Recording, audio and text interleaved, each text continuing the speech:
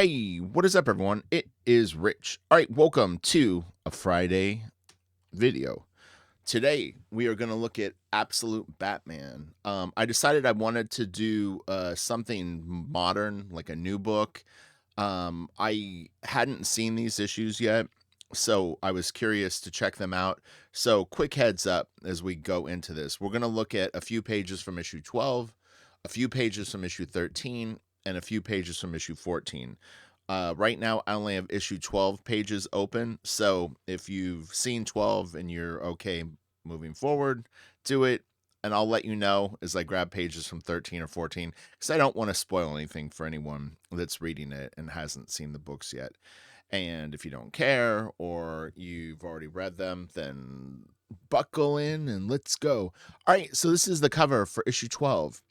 We have Scott Snyder writing the book. We have Nick Dragotta drawing, penciling the book, penciling and inking, and then Frank Martin coloring it. And they really do a great job. And I've had a lot of fun looking at these to get ready for this video. And I kind of went through everything and just sort of, I don't know, soaked it in, but this is great. Let's check out that eye close. It is creepy. Look at that. This is an awesome cover. It's interesting too because his Killer Croc design is quite unique and a bit different than what we've been seeing in the book. Well, I don't know. We'll say the last like 5 to 10 years, and so it's exciting and he's very Croc-like in some of the panels. But all right, so let's get to this. There's no particular order. We're going to go through issue 12, but we'll look at the pages as they come through. So Nick combines a few different aesthetics with his work. What's interesting is and again, when I use these references, they're more just to ground, like if you're familiar with the artist, it'll help. But at times his work reminded me of things that you might see from like John Paul Leon or Michael Lark. But then he has this other side that's a lot more cartoony and kind of, way more out there, and I'll point out one particular piece where it really looks like the influence that I had initially seen. It's in issue 14, but when I had first seen his work, it reminded me immediately of, I'll just say it, Damian Scott. But this stuff doesn't look like Damian Scott, but you'll see what I mean. And it's he's now been on this book for about a year. So, obviously as he's done more pages, he's probably defined and refined how he works. They'll occasionally drop out panel borders, which I think is actually a really cool look. I don't know if Nick did it in the original drawings, but like even here, it doesn't look to be a panel border. Now, I don't know if the colorist, if Nick said, hey, remove it and just do that effect like on it. But either way, it actually really looks cool. And it almost gives like a torn paper sort of vibe. But the colors on this book are great. And the lettering is really nice. It's all really, really good. Okay. So we got this. Some nice like knockouts on these panels that kind of give it that like flashback sort of feeling. This reminded me a tiny bit of maybe like something that you would see John Romita Jr. do. And to be clear, I'm not saying that he's referencing these artists or trying to draw like them. This says like a little Frank Miller, but yeah, you can, like, if you don't know Nick's work and you haven't followed him for years and years and years, the way that we naturally kind of ground stuff in our own brain is we go, oh, it reminds me of Tim Sale, or it reminds me of this or that. And, then once you're familiar with the artist's work, it just becomes their thing, their look. This is great. This is really cool. But yeah, he really does mix a nice, like if you are into things like Darwin Cook, or I don't really know what they call that style of art, but it, to me, it's almost like noirish and a little more, I don't know how to describe it, but then as I kind of mentioned a few minutes ago, like the fact that he then will push things to such extremes really makes it interesting. But yeah, it depends on the page and the panel. Like, this is pretty wild.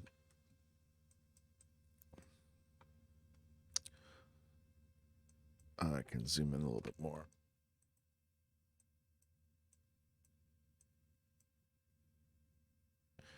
I can remove the color on a few of these pages, and we can really appreciate like what the work looks like with just in black and white. So we'll do that in a minute. There's a few pages in particular that I tried it with where it actually looked really, really cool. This is great. I noticed that this kind of looks like a young Orson Welles. It's probably a coincidence, but it did it did kind of remind me of like a lean young Orson Welles there. This is nice.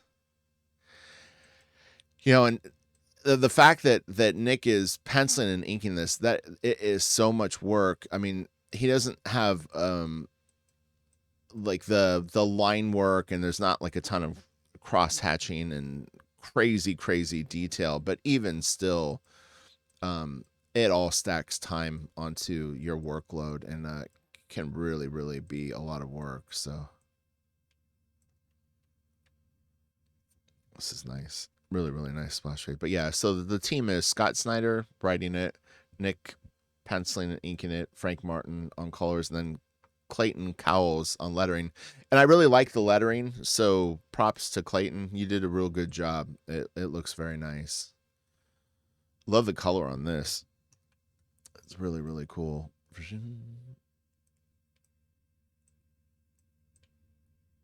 Man, that's nice.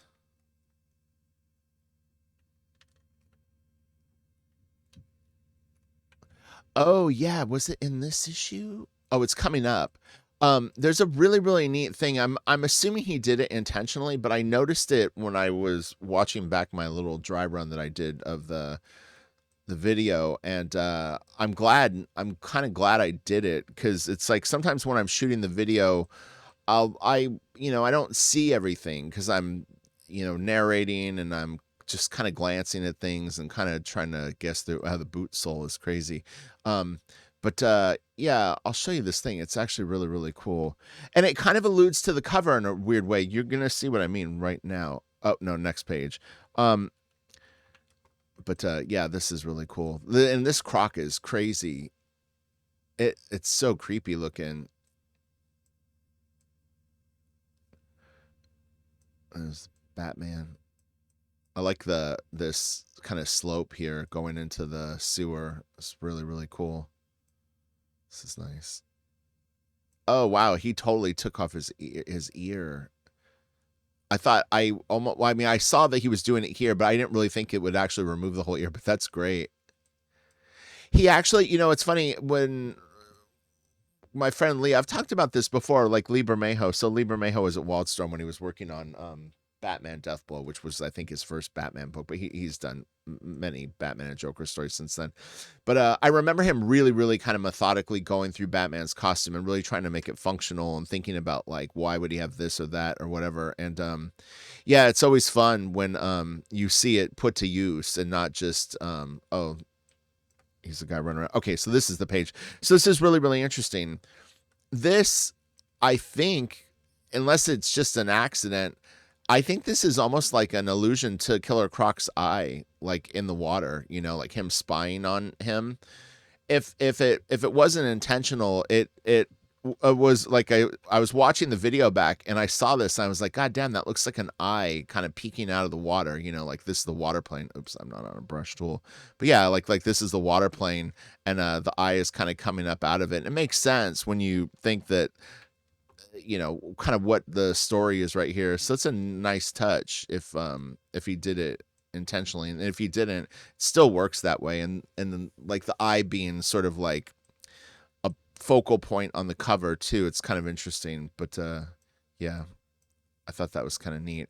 So another thing I caught that I didn't notice the first time, but I was probably looking at the pages out of order. Oh, this is really cool.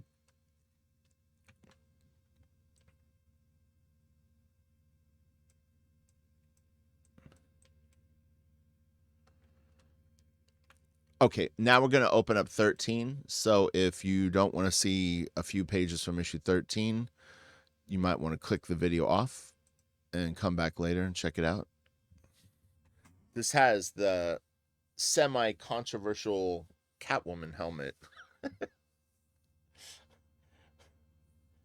some folks like it, and I don't know. Maybe I heard I remember seeing on like Facebook or somewhere, I like people kind of questioning the design of it, but I mean that's what the internet is all about, is everybody throwing out their opinion on things. But anyway, I like her gloves. She's got the little claws. She's got the little, I don't even know, like almost like cloven feet. Her tail is really interesting. We'll get into that in a minute. But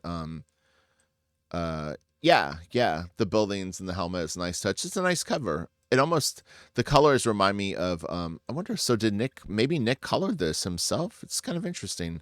It's only credited to him. I don't know.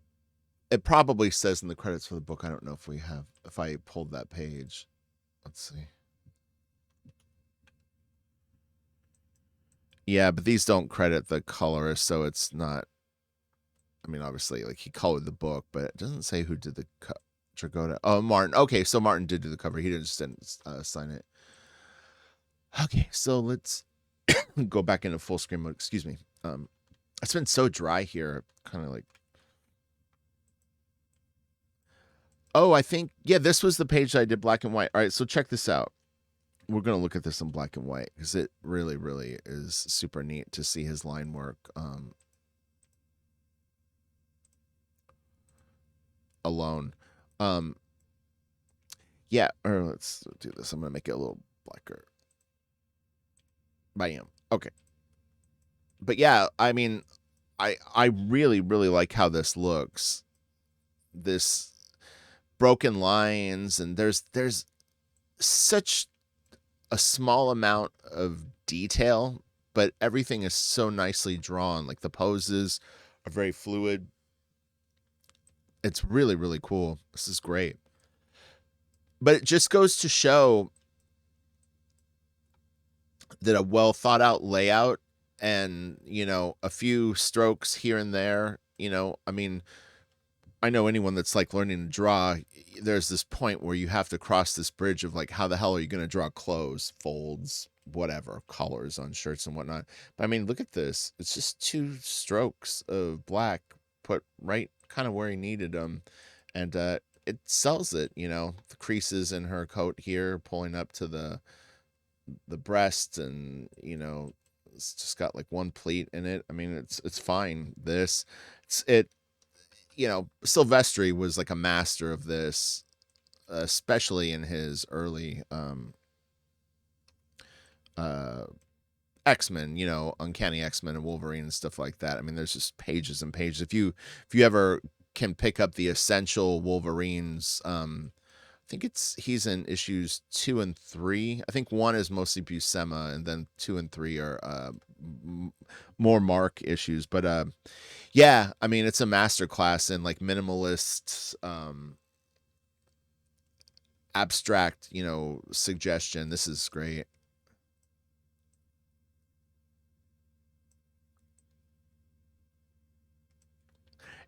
I mean, these kind of more colorful color palettes have been popular for a couple years now, but it is interesting seeing this wild of a palette on a Batman book, because say 5 years ago, well, maybe we'll say 5 or 6 years ago, it really wasn't that normal. I'm a big fan of weird art on top of this.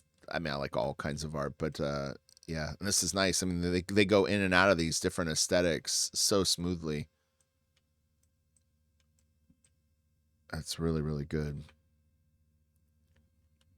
Again, it's very simple, but it just works, It's just a good idea, That's so interesting. This was another one of the pages I turned black and white. So we'll look at it in color first just to kind of soak it in. It's got Batman bumping up against this. The thing all starts to come apart, falls. Assuming the splash is this guy falling in the water, because the splash for this thing would be quite a bit bigger. And then we have this really, really great panel here. I love how thick his leg is here in the boot. Oh, man. It's so crazy. This is great, too. But all right, so let's turn this one black and white,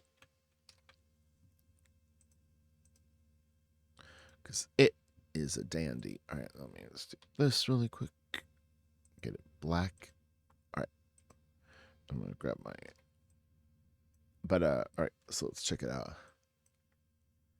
But man, this is. I mean, so it's interesting. So this top panel to me has like a slightly different style. It reminds me maybe of something. It's a chunky line like you might see like Paul Pope do or Daniel Warren Johnson. It's got balls. It's a ballsy, pretty aggressive, kinetically energized thing. You got these heavy dry brush strokes and all this. It's it's selling this crazy moment. But these then get a little more I wouldn't say finessey, but like this reminds me more of like if you look at the Dark Knight Returns like artist edition, some of the stuff that Frank did over himself or whatever. This is really really nice. This is a great panel.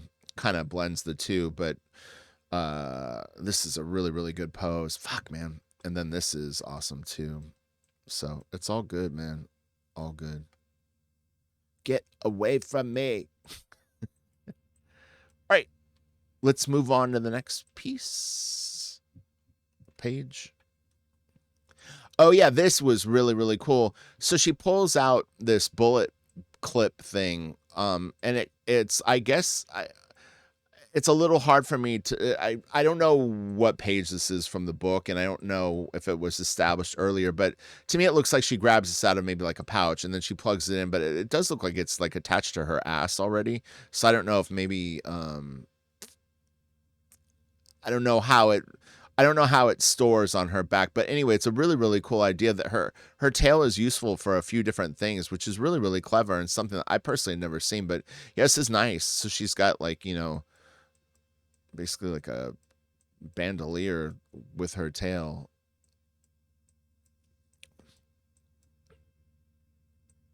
This is really cool with Batman in the helmet too. Really really nice shot. Good stuff. Look how wide his symbol is on his chest. It's great. Oh, now those are darts. Interesting. I didn't notice that before. Did she shoot the darts? Yeah, I guess so. Okay. All right. I wonder if if she has different belts for different weapons, like different types of ammo. But it looks like right there the tail is off. No? Huh.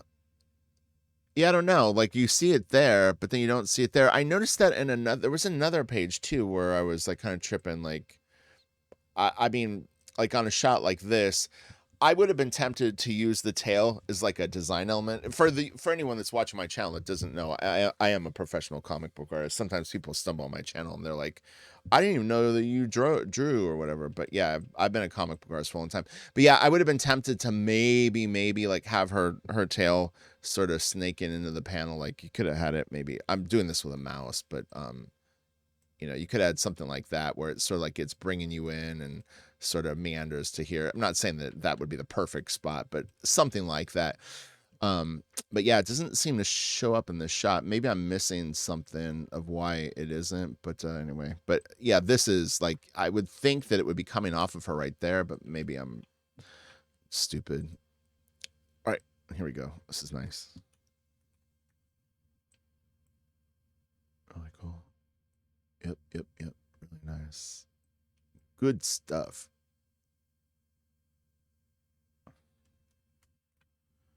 Oh, this is such a nice page, and the colors are just, man. I was funny.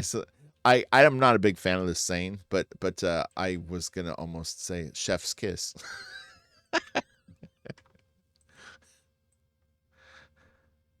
But it is really really a pretty page. Man. Yeah, it's really really beautiful. Look at this too. This is so great. I don't think these. I can't remember like when I was pulling the JPEGs for these, but fuck, man, like dude, this establishing shot right here looks so good, and the way that Frank colored it is just great. Man, that looks so kick ass. So this was an interesting panel. So the first time that I saw it, I'll be honest, I was very confused because I was going from left to right, and I saw this, and I thought that maybe they were standing in a dark room, and like this was like again, I'm using, what the fuck is my, here, I have it here. I thought maybe, I'm going to just do this really fast. I'm reaching around my mic, but I thought like maybe like Batman's body was here, like he was standing here, or something, you know what I mean? Like I kind of thought the figure was there, but then this glove was throwing me off, and I'm like, well, okay, like how the fuck is he standing like right here, and then like how is someone's arm coming in the panel here? So then when I saw it all, I went, oh, okay, it's one shot where they're like throwing their clothes, but I think the position of that glove really does make me feel like there's someone standing here with their arm. And then I think if he would have just rotated the glove like any angle, like even if it would have been like at this angle, you know, it would have maybe felt more like it was being thrown. But because of the position of it, it did confuse me. It's not a big deal. I just figured I'd point it out. The helmets are kind of big. I know they're in the foreground, but yeah. But overall, it's a cool idea. The the size of the panels too, I'm not 100% sure for me works. Like I get like we're spending more time on this, less time on this, even less time on this, and then we have sort of the bigger moment, but I don't know if it's completely necessary that way. But again, it's neither here nor there really. I mean, it's Nick can do whatever he wants. He's on the book. It's his book. Nice kiss. This is a great shot right here. This is cool. This is really nice. And then we got this. So yeah, really nice page, and we can soak it all in at once.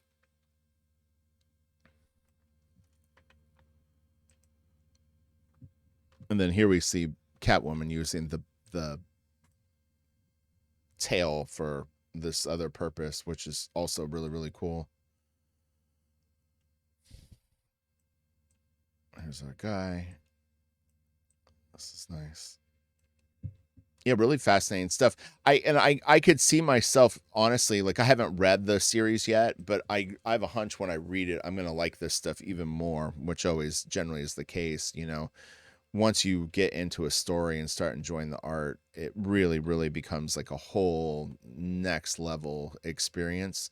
So I am excited to read it. I just haven't really been completely following like comics for a bit. Okay, now we're going to go to 14. So again, this is the new issue. If you haven't seen it yet, there could be spoilers. More likely there would be. It's only 9 pieces, well 10 counting the spread and the cover. So cover, double page spread, and then like 7 other pages, I think. So beware. And you'll be able to see the Damian Scott thing that I was talking about on the spread. But let's look at the cover first. Cover. Yeah, the cover. Oh, this cover is great. Let me do this. I'm gonna turn. Or here, we'll look at it in color first. We can soak it in color. But yeah, I mean that's an exciting cover. You know, you go to the comic book store on New Book Day, and you see this. I mean, I think even if you hadn't followed the story, you'd be like, "Whoa, this looks pretty kick-ass. I might want to grab one of these." And then plus, if you flip through it, there's a lot of bangers in terms of great looking pages on the inside. But here, let me turn this one black and white because it was kind of interesting in black and white. We're going to lose a little bit of the line work, and I'm not sure, you know, what is going to drop out that maybe was in the original pen and ink, but it gives a sense of what it would look like in black and white just a little bit. So, oh, hold on. Sorry. Let me go back one step. Oh, darn it. Okay, let me try one more time. One more time. I got greedy. Never get greedy. Okay, and then I can do the rest with the dodge tool. But yeah, what I was noticing when I did this the first time when I was looking at it is he really does have a unique style. I mean, you know, you can take that as a very shallow, more surface comment, but what I'm saying is when I pull out all this gray, let me do one more time of this. Yeah, that's better. Yeah, I mean, there's really I don't look at this and go, oh, this reminds me of this artist or that artist or whatever. This looks like just like stuff that I would like I'm a fan of Jay Lee. It's got a little bit of Jay Lee in it. You know, whatever, you can check your own boxes on terms of, you know, what you might see in it depending on your own sort of things. But yeah, I mean, I think that it's really an impressive thing to pull off because you know, a lot of times, I mean, comics has been around a long time, and there's just thousands and thousands and thousands of pages and drawings of Batman and on and on and on. And to do something that's somewhat unique is not as easy as you might believe. Although, if you really just draw from the gut, you have probably the highest likelihood of it happening, which is probably what he does. There's a really really cool page coming up. So this is nice.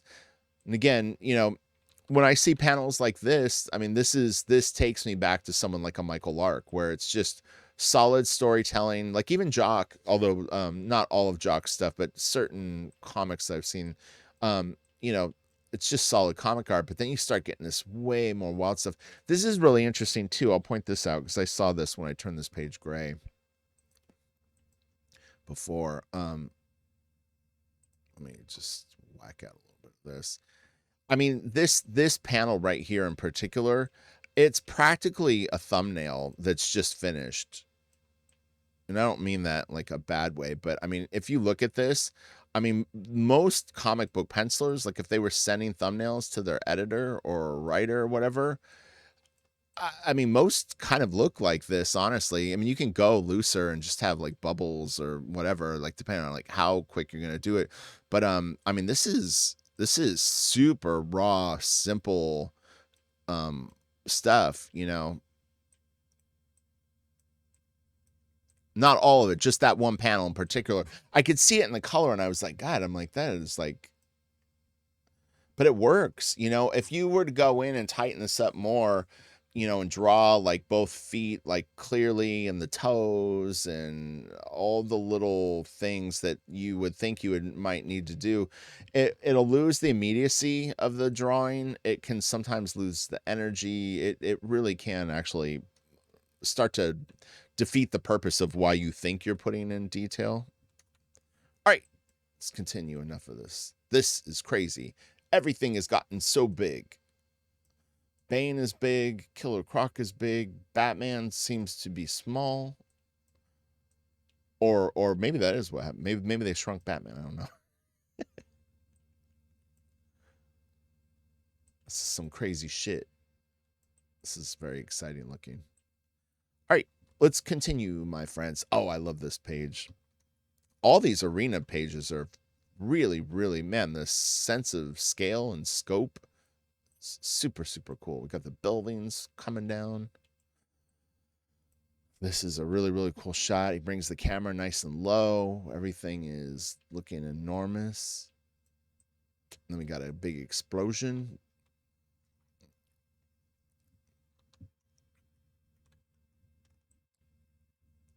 Got the drone army. I'm gonna say that actually might be the first time that I've seen a drone in a comic. It sounds funny, but there was I think it was the Arctic Monkeys. If you know the band Arctic Monkeys, years ago they had a song, and it was the first time that I'd heard a reference to a cell phone in a song.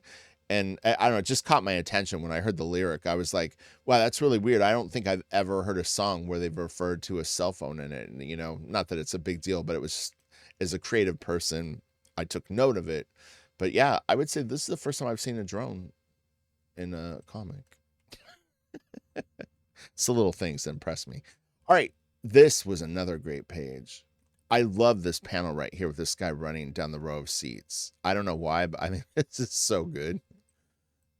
This is really neat too. This is awesome. Super, super great setup.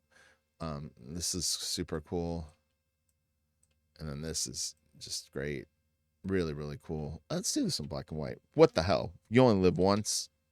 What do we have to lose? What do we have to lose? And again, I stress this. This is maybe not exactly what the black and white original would look like. Sometimes when you do this, you might be losing some of the line work or whatever, depending on if it's had a color hold on it, but still get us in the ballpark. Just taking out the extra sculpting on this. Oh, and then let me do this really quick. Just make it black. Black. There. Yeah, man, that's a cool panel. Wait, OCD. Gotta get out that gray on his head. And here. And there. Yeah, that's neat. Oh, near. Sorry, I'm making myself crack up. It's so fucking dry here. It's killing me. The last 2 weeks, like where I live, is like just no moisture. Okay, let's see. Is that the last page? No. Let me just see one thing. Okay, we got 3 more. I like this. The Bane walking pose is nice. I've had to draw this pose before with a different character, but yeah, they turn out nice. I don't know. There's always like it's like kind of a nice sense of accomplishment when you do it. This is cool. Nice effect out the window. This kind of reminded me of Damian Scott, but early on, and look, we're looking at issue 14 now, but when I first saw Nick's work, I think immediately the first artist, I was like Frank Miller and Damian Scott were the 2 artists that came to mind for me trying to somehow put him in a box. No, no, like just ground it like in my own like what am I seeing? Sounds like Led Zeppelin mixed with Black Sabbath, but Soundgarden, you know, Beatles. Anyway, but yeah, I think in this particular piece, if you know or are aware of like Damian Scott's work, it definitely gives like a little bit of the vibe. But again, that's what I think makes Nick's work so interesting, is the fact that he's able to do what I would call more conservative Darwin Cookian style work, but then he can switch gears and go into this like overdrive mode that's way more extreme. So I don't know, you know, again, being an artist and being someone that's a fan of many styles of art, to me it works and is good. But I don't know if someone that was only into conservative art would go like, this is too much. But I think it looks cool.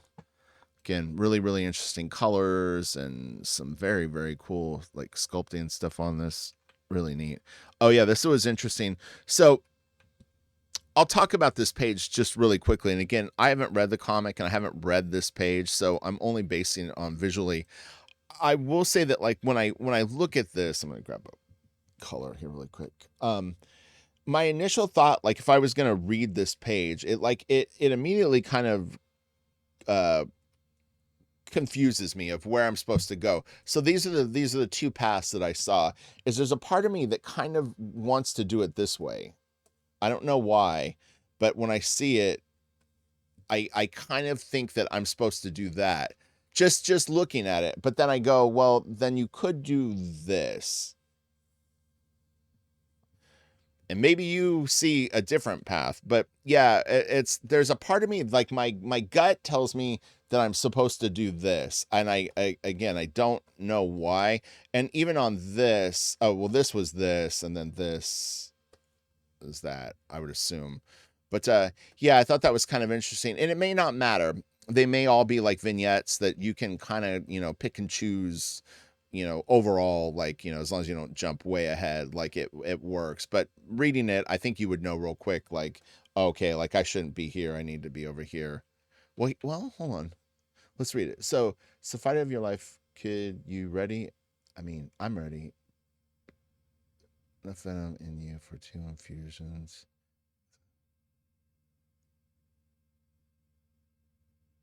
Yeah, I don't know. I'm kind of jumping in the middle of this. I probably would need to read more, but yeah. Anyway, but there's a lot of panels on this page, and I know in the first issue when I had glanced at it, there was kind of this similar thing going on.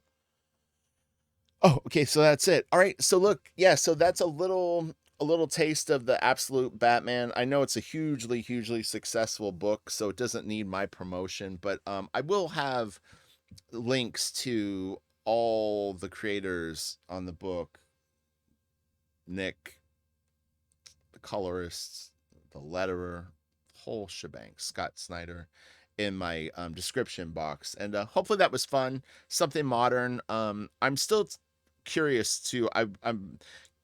I guess a bigger Punisher fan than I realized, but I am curious to see the Dan Panosian Punisher stuff that's coming out. So probably next week I'll do maybe the first 2 issues of that because I want to see it.